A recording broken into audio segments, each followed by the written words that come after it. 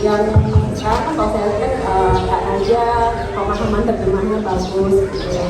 Bagaimana nanti kan kayak dia menghafal bukan hanya Al-Quran saja, dia mau menghafal hadis, tapi juga dia ingin membacakan terjemahan.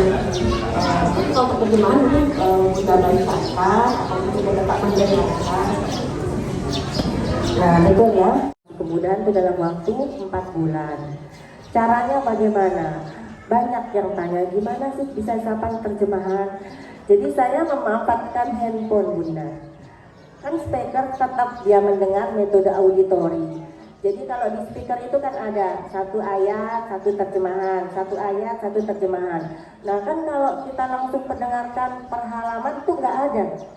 Ya, di speaker Murotal tuh dia terbatas hanya Al-Quran yang bisa kita putar-putar itu. Satu ayat berulang-ulang atau satu halaman berulang-ulang. Tapi kalau ayat Al-Quran dan terjemahannya itu tidak ada. Yang ada muter terus Al-Baqarah. Nah caranya saya pakai handphone, saya rekam.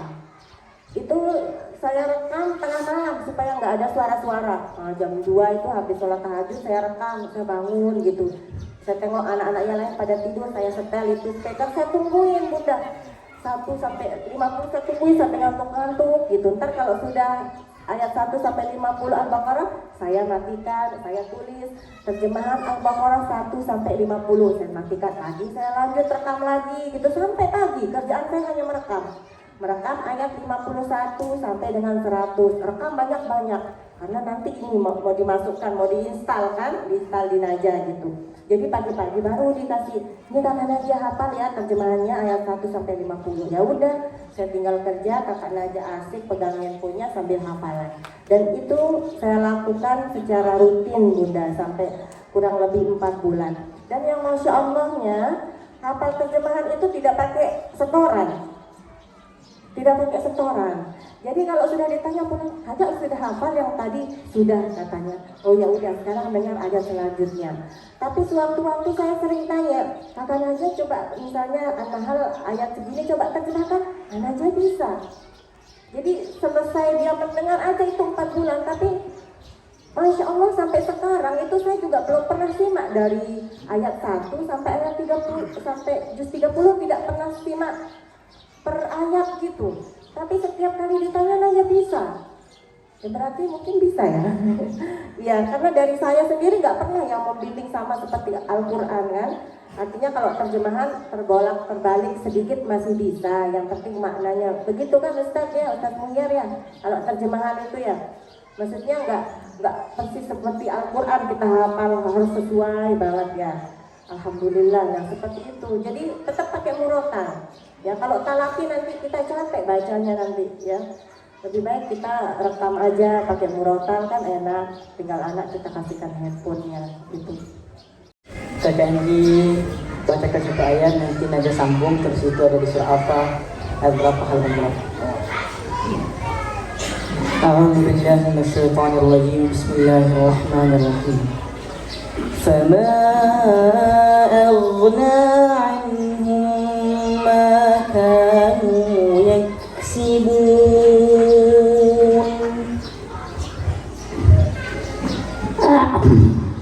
A'udzu billahi minasyaitonir rajim. Bismillahirrahmanirrahim. Wa ma khalaqnas samawati wal arda wa ma bainahuma illa bil haqq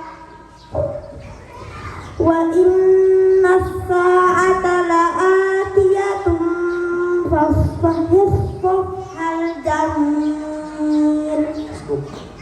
Ya. Di juz berapa itu? Di juz 14 Surah Al-Hijr ayat 84 sampai 85. Masya Allah. Maka tidak berguna sedikit pun bagi mereka apa yang telah mereka usahakan. Itu yang pertama.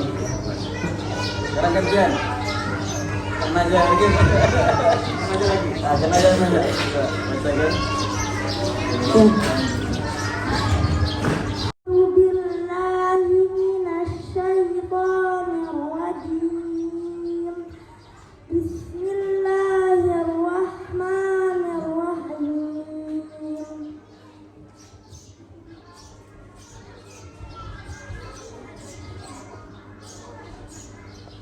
Kadzalika arsalnaka fi ummatin qad khalat min qabliha lanjutkan.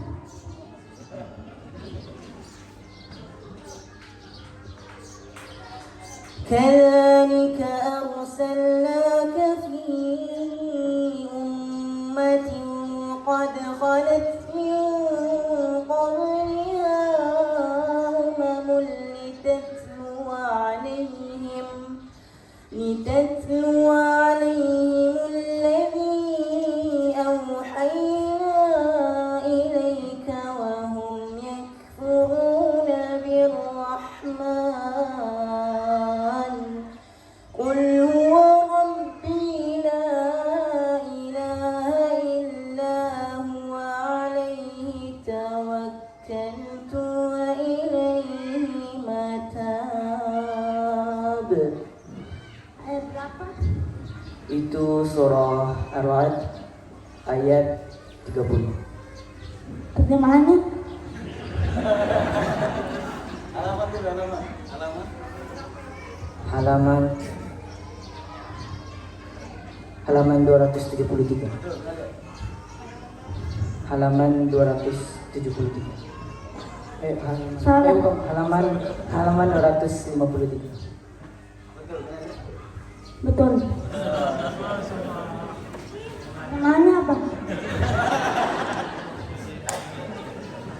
Ya, demikianlah kami mengutusmu kepada suatu umat yang sebelumnya sudah berlalu beberapa umat, agar engkau membacakan kepada mereka apa yang kami wahyukan kepadamu, dan mereka mengingkari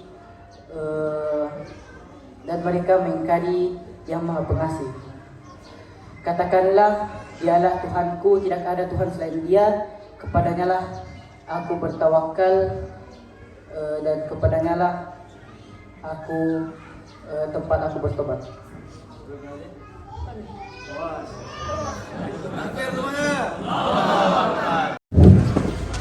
Ini saya mau bertanya hadis saja, boleh?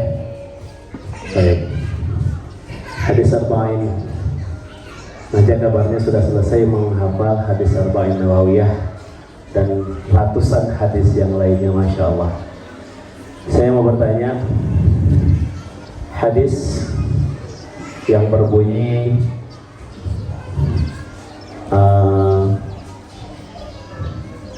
ala likulli jasadin mudghah idza saluhat saluhal jasadu kulluh wa idza fasadat fasadal jasadu kulluh ala wa hiya qalb.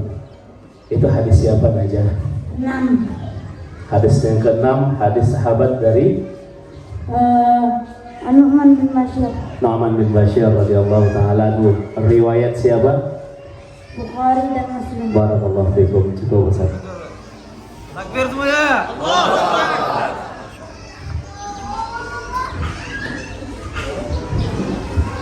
Bagaimana Ustaz? Nilainya berapa Ustaz? Muntas. Muntas. Dari Umi? A'udzu billahi minasyaitonir rajim.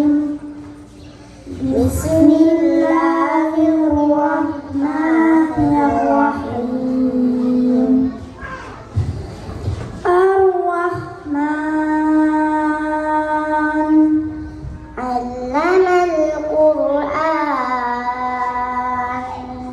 Khalaqal insana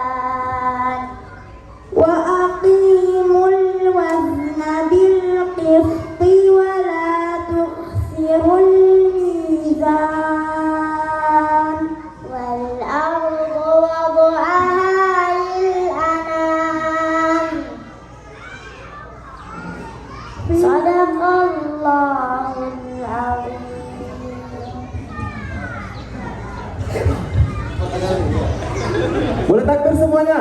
Allahu Akbar.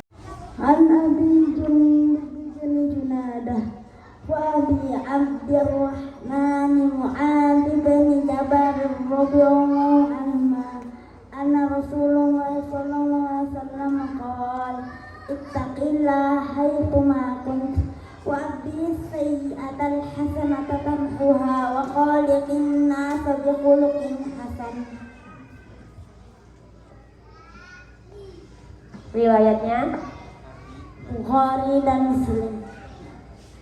artinya Dari Abi Jundub bin Junadah dan Abi Abdurrahman Mu'adz bin Jabal radhiyallahu anhu, dia telah mendengar Rasulullah SAW bersabda, takutlah kamu kepada Allah di mana saja kamu berada, dan ikutilah sesuatu kejahatan itu dalam kebaikan, pasti akan menghapusnya, dan bergaulah sesama manusia dalam budi yang baik.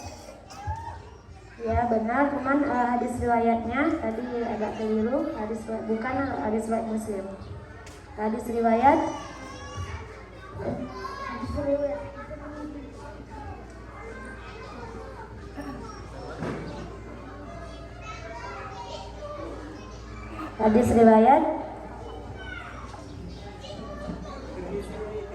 At-Tirmizi, ya, Masya Allah, barakallahu fikum. Ya, jazakallah, Nanda Naja. Assalamualaikum warahmatullahi wabarakatuh. Bismillahirrahmanirrahim. Saya coba menjawab karena Qudratullah hari ini kami dihadirkan di sini dalam kondisi yang berbeda.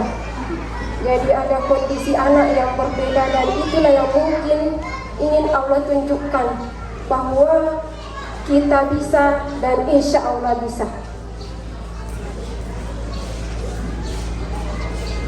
Kalau kita dengarkan dari Ananda Naja tadi, sangat jauh berbeda dengan Ananda Endri dan Ananda Sisi. Bahkan di kedua anak saya ini pun mengalami dua hal yang berbeda.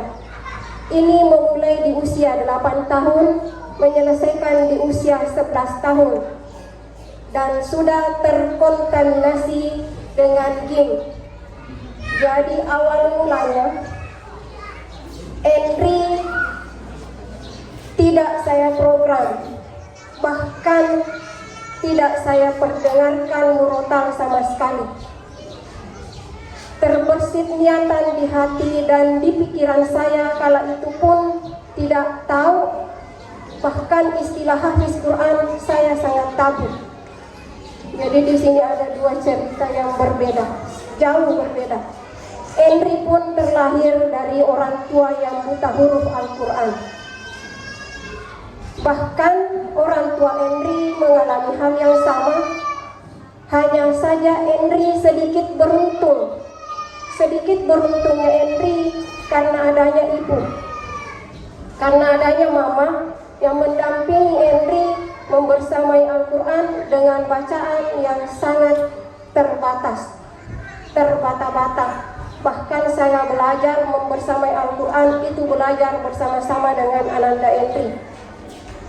Tidak belajar ke siapapun awalnya.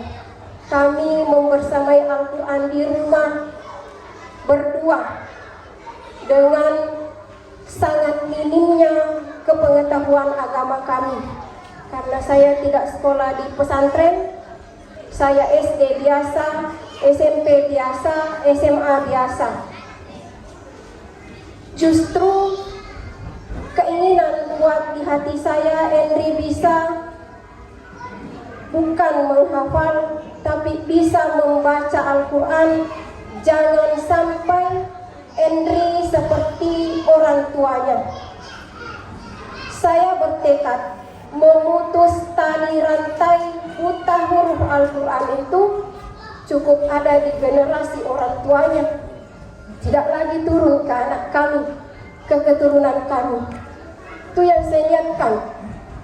Saya ingin mengangkat nama ibu mama hingga ke langit ketujuh.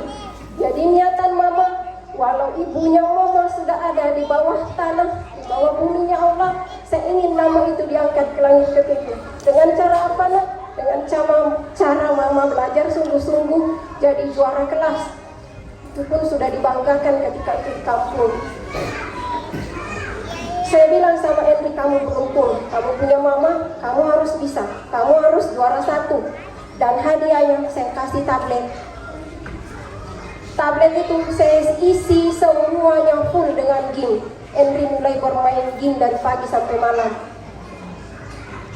Hingga ketika Henry usia 8 tahun, Henry mendapatkan sebuah kejadian yang kurang mengenakan bagi Henry. Ketika itu di sekolah Henry, di SD negeri di Kota Ternate ada program sholat duha. Dan Henry menjadi makmum. Henry didorong. Henry yang dihukum, padahal bukan Henry pelaku utamanya. Dan Henry bilang, saya ingin jadi imamnya, supaya saya tidak didorong dan saya tidak dihukum. Mulai dari situ Henry kecil bertanya ke gurunya, apa syarat menjadi imamnya? Syaratnya adalah memperbanyak hafalan, menghafal Al-Quran. Mulai dari situ Henry menghafal. Alhamdulillah Henry menghafal sendiri dari Wadduha sampai An-Nas, dan dia setorkan sama gurunya, dan alhamdulillah jadi imamnya, tidak lagi didorong. Mulai dari situlah saya ibunya melihat kemampuan Henry dalam membersamai Al-Quran, dan saya pun tidak berpakaian Islami waktu itu. Saya kontrak tanah di Ternate, merantau, kontrak tanah di pinggir jalan, jual kelontongan dengan pakaian yang tidak syar'i. Melihat kemampuan Henry, saya niat dalam hati saya, mulai hari ini saya kuatkan diri saya untuk membersamai Al-Quran, mendampingi anak saya membersamai Al-Quran. Dan saya dudukkan Henry, kita komitmen hari ini, kita bersamai Al-Quran. Tapi harus Henry catat di kepala Henry, pikiran Henry, di jiwa Henry, bahwa mama tidak akan mundur selangkah pun sebelum kamu selesai 30 juz. Itu yang saya tanamkan sama Henry, dan saya kuatkan pada diri saya rubah penampilan saya seperti sekarang.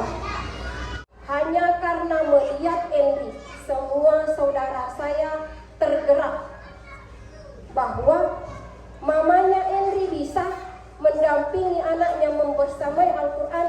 Itu berarti peluang kita saudaranya insya Allah bisa.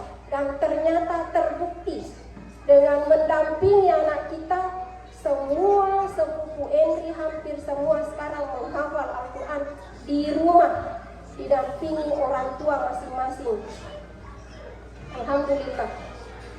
Jadi itu yang bisa saya sampaikan di sini. Saya tidak menghafal Quran. Saya ikut membersamai sampai hari ini. Hafalan saya baru sampai di Alam Nasrah Saudara. Alam Nasrah Laka Saudara.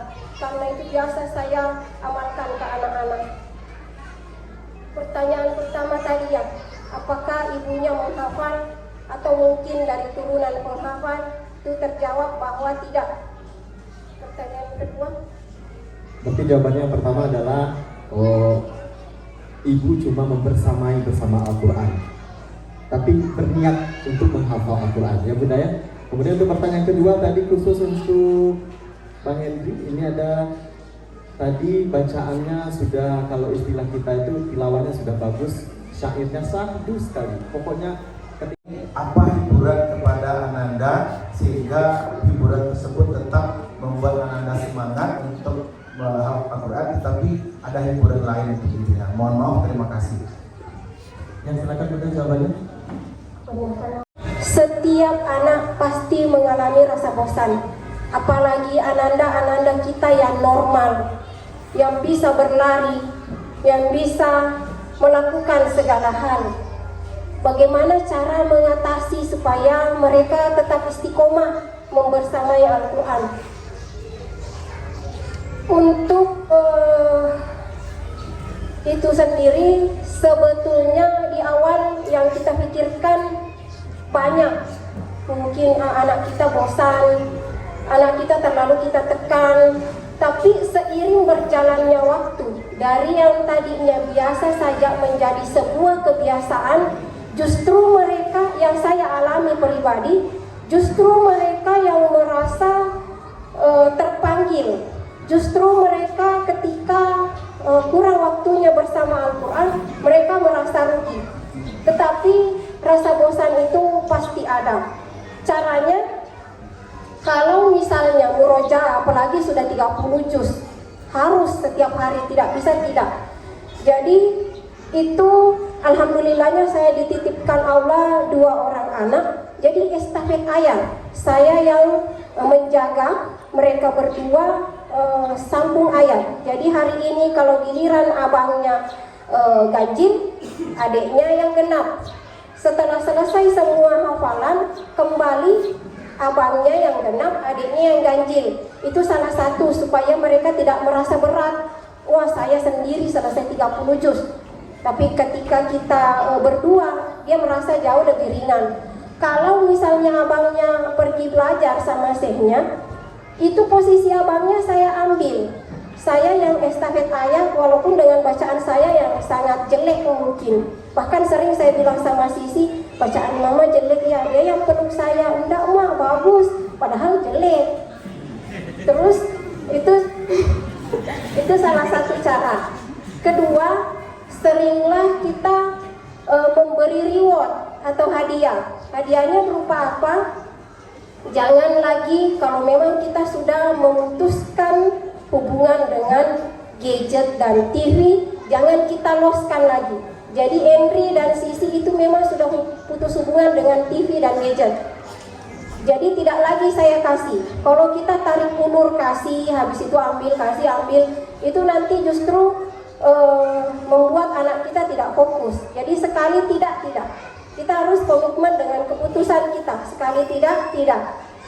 Bagaimana reward yang kita beri? Apa yang mereka suka? Misalnya, kalau anak-anak saya sangat mudah, yang mereka suka itu justru hal-hal yang positif. Misalnya dengan berkuda.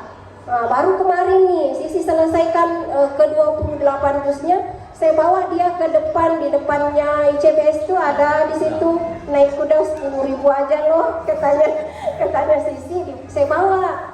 Terus mereka suka makan. Nah, mungkin bosan dengan makanan pondok, kita bawa keluar makan. Seperti itu. Jadi kita lihat hal-hal positif apa yang bisa membuat Jadi mungkin itu tadi dari bundanya Henry ya, karena Masya Allah punya waktu 24 jam ya sama anak-anak beliau gitu. Dan itu pasti menjadi cita-cita kita semua, bisa membersamai 24 jam anak kita untuk menghafal Al-Quran. Itu sedikit berbeda dengan keluarga kami. Keluarga kami ini sedikit-sedikit agak nasionalis sedikit, masih senang jalan-jalan gitu, masih senang shopping-shopping begitu. Jadi memang kalau untuk kami dengan Al-Quran di anak-anak itu kami tidak lepas sama sekali gadget. Mereka punya handphone, satu-satu punya handphone, tapi kita udah sepakat mainnya itu kalau tadi bapak yang tanya tuh Masya Allah 1 minggu sekali kasih anaknya main. Kalau Naja mainnya tiap hari ya, Naja main handphone tiap hari, tapi waktunya 1 jam aja, dari jam 5 sampai jam 6. Syaratnya setelah murojaah semua hafalan hadis dan Al-Quran, dan setelah menambah hafalan hadis, setelah juga belajar dari guru lesnya, dan setelah terapi. Nah itu bedanya. Jadi kalau memang kita ya, tergantung kita kuat tidak ya, kita mendampingi anak-anak kan tergantung dari lingkungan kita. Bunda Henry mungkin bisa karena dia tinggal di lingkungan pondok, jadi tidak terganggu. Tapi untuk anak-anak kita yang seperti kami tinggalnya di perkotaan, di kampung yang memang dia juga tidak kami batasi pergaulannya. Jadi juga kami ingin dengan dia bermain dengan anak-anak yang tidak menghafal Al-Quran, itu ketika bermain waktunya murojaah saya cari. Saya ingatkan, adik pulang waktunya murojaah. Jadi hal-hal seperti itu kadang-kadang temennya lagi asik main tuh langsung lihat. Oh Eral dipanggil mamamu tuh, kamu mau ngaji. Lama-lama satu komplek itu seperti Eral. Orang tuanya datang nyari juga gitu. Itu tuh ngaji, Eral udah pulang dipanggil mamanya ngaji. Nah orang tua di situ juga panggil anaknya ngaji. Nah itu salah satu kebahagiaan kami juga bahwa Tidak kami kungkung anak itu untuk di rumah mengaji, dan memang bagus mengaji. Tapi kita berikan anak kita kesempatan untuk sosialisasi, untuk berteman, untuk siar Al-Quran juga gitu, dikenal dengan teman-temannya yang lain. Jadi dari cerita ini kita bisa mengambil pelajaran bahwa dengan kondisi apapun, Al-Quran itu mudah dihafalkan. Nah, bundanya Endri malah dia sama sekali belum tahu huruf hijaiyah awalnya tuh. Bisa membimbing anak beliau seperti sekarang ya, Masya Allah. Saya dengan sedikit agak sibuk itu juga bisa. Nah, kita yang ada di sini harusnya mulai sekarang bertekad bisa dan bisa. Tidak ada yang tidak bisa. Nah, penerapan yang tadi apakah disesuaikan dengan bundanya Endri atau disesuaikan dengan di lingkungannya Najah, itu monggo, semua terserah ayah bunda. Yang paling tahu karakter anak-anak dan keluarga kita masing-masing adalah kita sendiri. Tinggal nanti kita bisa laporkan outputnya seperti apa. Kalau cara ini tidak berhasil, 1001 cara yang lebih baik lagi gitu. Jadi ini bukan paten harus mengikut seperti itu, tidak. Sesuaikan supaya kita sambil kita melangkah pelan-pelan, kecintaan kita terhadap Al-Quran itu semakin mendalam, anak kita tidak merasa tertekan karena luar biasa. Kalau anak sudah terbiasa lihat teman-temannya main HP, main game, tiba-tiba kita ambil terus nggak sama sekali, memang kasihan di anaknya. Jadi perlahan-lahan. Nanti anak-anak kalau sudah cinta dengan Al-Quran, kalau sudah merasa Al-Quran itu akan menjadi temannya, insya Allah nanti akhlaknya akan baik dengan seketika dengan Al-Quran itu. Jadi pesan saya pribadi sebelum, mungkin ini sudah mau tutup ya. Iya, pesannya mulai dari sekarang. Bismillah, ya, insya Allah. Najah berjanji akan datang ke sini lagi nanti semua ayah bunda di sini bawa anaknya sudah selesai hafalan 30 juz. Insya Allah ya Ustadz ya. Nanti kalau udah selesai semuanya, ayo Najah dan bunda datang ke sini. Ini semua wali santri sudah pegang anaknya 30 juz. Udah nggak usah dibayarin tiketnya, Najah datang terbang sendiri ya. Kita sama-sama ya.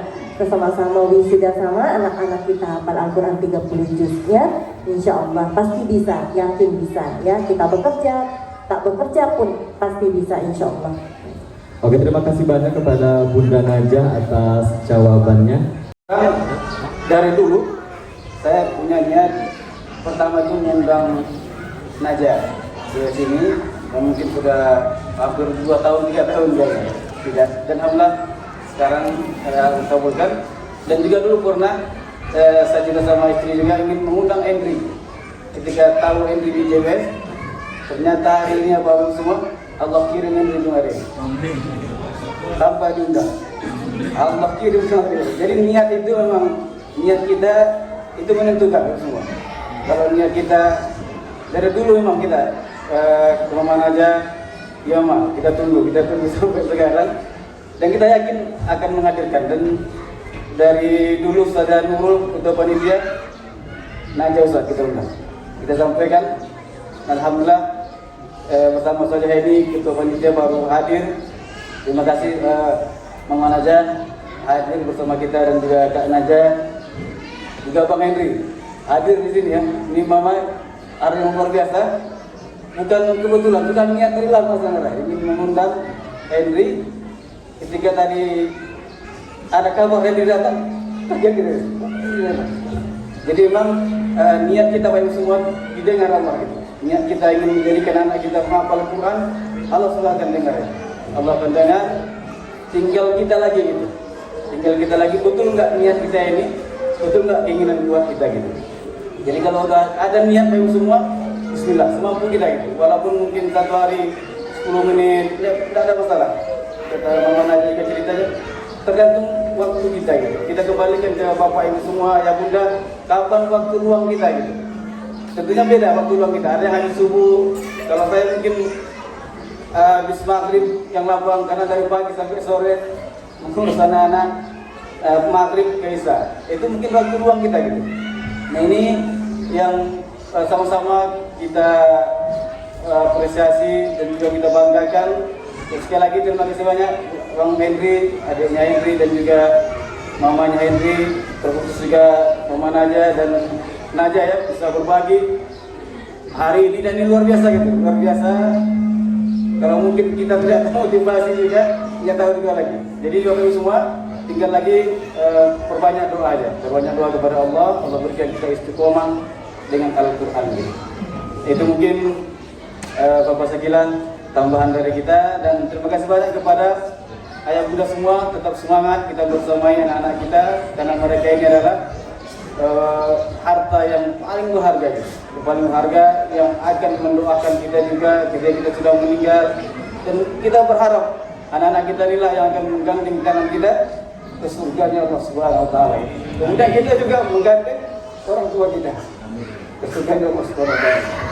Itu mungkin yang mulia semua, ini perasaan yang lama dipendam saudara. Ini perasaan ini, dan kita bersama-sama di sini di rumah Quran maupun dimanapun, sama-sama kita menjadikan anak-anak kita menjadi anak yang soleh dan solehah dan dekat dengan Al-Quranul Karim. Terima kasih. Oke, terima kasih Ustaz Mufiar. Assalamualaikum warahmatullahi wabarakatuh. Sebelumnya saya ucapkan terima kasih kepada moderator sudah memberikan kesempatan saya untuk bertanya.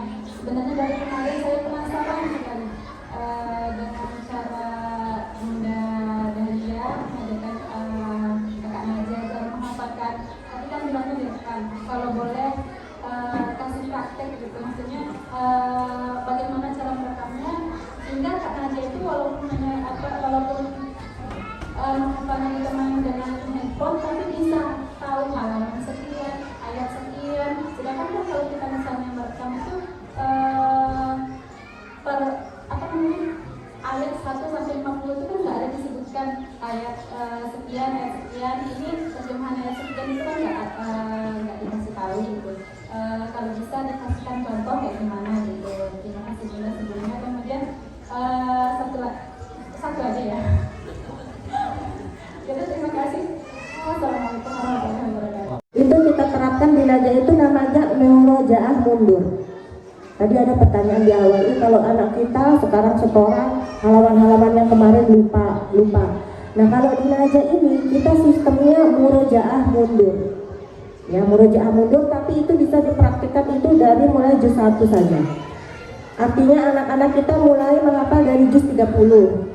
Juz 30 dikunci dulu, mungkin dulu, jangan dulu tambahkan juz 29 kalau belum mungkin. Syaratnya adalah dia harus bisa membaca juz 30 dari An-Naba sampai An-Nas tanpa membuka mushaf. Kita yang pegang mushafnya, anak di depan baca, kalau udah lancar mungkin baru kasih lanjut ke juz 29. Karena itu yang paling sulit juznya, juz 30 dan juz 29. Nah kalau sudah juz 29, kunci juga dia harus mungkin 2 juz, 30 dan 29. Nah baru untuk latihan ke juz 1 kita ke juz 28. Kenapa juz 28 dulu? Kalau di kami itu karena juz 28 itu suratnya pendek-pendek. Paling kan 1,5 halaman, 2 halaman, 3 halaman. Tapi dia punya ayat panjang. Ya, sama seperti di juz 1. Juz 1 kan panjang-panjang. Jadi anak-anak itu ketika masuk ke juz 1 nanti tidak kesusahan. Baru belajar menghafal ayat yang panjang. Nah seperti itu. Jadi latihan diri di juz 28. Jadi dikunci dulu hafalannya yang 3 juz itu Bunda. Juz 30, 29, 28. Itu kalau udah mungkin di juz 3 terakhir itu bisa baru kita ke juz 1. Nah caranya murojaah mundur itu ketika di juz 1 misalnya Bunda ya. Misalnya anak anggaplah itu di halaman 1 bukan Al-Fatihah. Ini karena contoh ya. Misalnya anak kita di juz 1 itu mulai setoran halaman 1. Ya, halaman 1 berarti murojaahnya halaman 1 saja. Ya. Terus besoknya misalnya setoran halaman 2. Berarti di hari itu anak kita harus sebentar. Ya?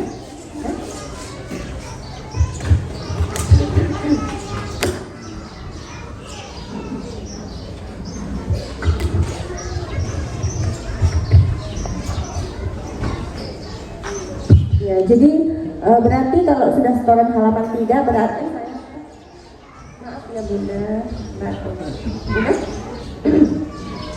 nggak bisa ke sini, coba.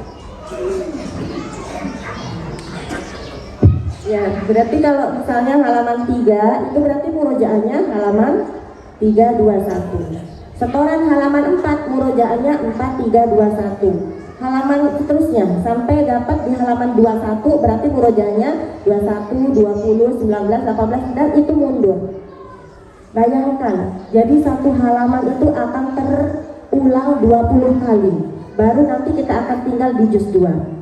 Kalau satu halaman kita ulang 20 kali, nah itu mudah mungkin sekali. Nah, misalnya udah selesai juz 1 ya, sekarang juz 2, mulai di halaman 22. Ketika anak kita setoran juz 22, berarti dia murojaahnya nanti 22, 21, 20 sampai dengan halaman 2. Halaman 1 kita udah tinggal. Kenapa? Karena sudah terulang sebanyak 20 kali. Nah, itu kunci mungkin hafalannya Najah. Seperti itu. Jadi terus murojaahnya yang 3 juz yang terakhir itu 30, 29 dan bagaimana Bunda? Murotal saja. Murotal saja, jadi mendengar saja itu yang karena udah mungkin ya. Jadi murotal saja, anak-anak bisa sambil bermain, bisa sambil murojaah. Dan kita yang kita kontrol itu adalah hafalan barunya 1 juz terakhir. Itu insya Allah mungkin nanti. Ya seperti itu di kakak Najah murojaahnya Bunda. Kalau kakak Endri mungkin ada lagi. Bagaimana? Assalamualaikum warahmatullahi wabarakatuh. Bismillahirrahmanirrahim. Jadi ketika kita ingin memulai menghafal yang pertama tadi dari semua cerita-cerita tadi yang saya ambil dari inti-intinya ya, yang paling inti yang pertama adalah niat. Rasulullah bersabda innamal a'malu binniyat wa innamal likulli imri'in ma nawa. Jadi segala pekerjaan itu, segala perkara itu tergantung pada niatnya. Sesungguhnya bagi setiap orang itu apa yang dia niatkan. Jadi kita ikhlaskan niatkan Allah Ta'ala. Yang kedua azam, tekad kita. Kita harus bertekad bagaimana tidak akan mundur selangkah pun. Maksudnya tidak akan mundur bagaimanapun keadaannya selama kita menghafal sampai selesai 30 juz. Dan yang kedua, melakukan apa yang telah kita niatkan dan apa yang telah kita tekadkan. Kalau cara saya menambah hafalan karena bersama Mama, jadi storenya satu ayat dan saya metode membaca saya tidak bisa menghafal dengan pendengaran, jadi saya baca satu ayat sampai selesai satu halaman. Kalau kita dari juz 30 selesai satu surah, lancarkan satu surah itu sampai betul-betul mungkin baru lanjut ke halaman berikutnya atau ke surah berikutnya sampai selesai satu juz. Nah, seperti yang tadi Mama Najah bilang, dimungkinkan yang satu juz itu baru lanjut ke juz berikutnya. Dimungkinkan diulang sampai betul-betul tidak ada kesalahan, baru lanjut ke juz berikutnya. Jadi kita seperti membangun rumah, fondasinya dulu yang kita kuatkan, baru buat yang selanjutnya. Terus yang keempat adalah poin yang paling penting, itu murojaah. Bahkan sebagian ulama mengatakan murojaah itu wajib dan menambah hafalan itu sunnah. Jadi murojaah apa yang telah kita hafal. Kalau kita berhafal satu halaman, usahakan dalam sehari itu kita murojaah apa yang telah kita hafal itu halaman. Kalau kita berhafal satu juz, usahakan dalam sehari kita memurojaah mengulang satu juz itu. Berhafal 5 juz seperti itu juga, 30 juz bisa dibagi-bagi atau 10 juz bisa dibagi-bagi. Terus yang terakhir adalah doa. Setelah kita berikhtiar, setelah kita melakukan apa yang telah kita usahakan, hendaknya kita berdoa kepada Allah agar Allah menerima dan menjaga hafalan kita sampai akhir hayat kita. Dan ketika kita sudah mengambil keputusan untuk membersama Al-Quran, menghafal Al-Quran, maka dia sudah berkomitmen bahwa dia akan bersahabat dengan Al-Quran sampai akhir hayatnya. Karena itulah Ahlul Quran disebut sebagai Ahlullah. Karena ketika kita bersahabat dengan Al-Quran di dunia, maka Al-Quran akan bersahabat dengan kita sampai di jannahnya, insyaallah. Amin ya rabbal alamin. Itulah dari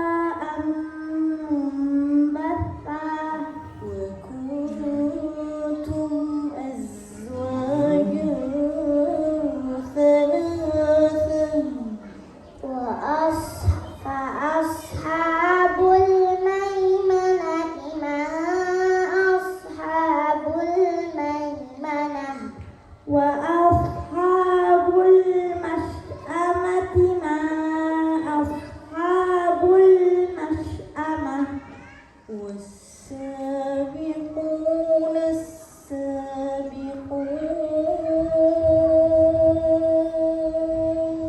أولئك المقربون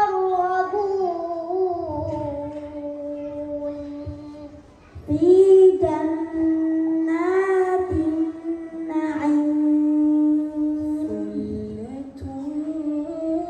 من الأولين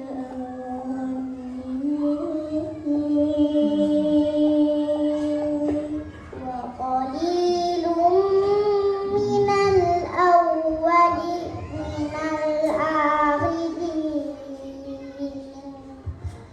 على سرر موضونة متكئين عليها متقابلين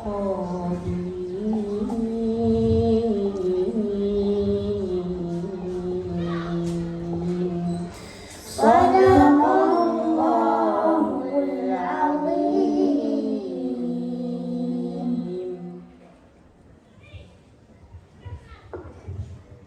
Baik, sebelum kita beranjak dari tempat duduk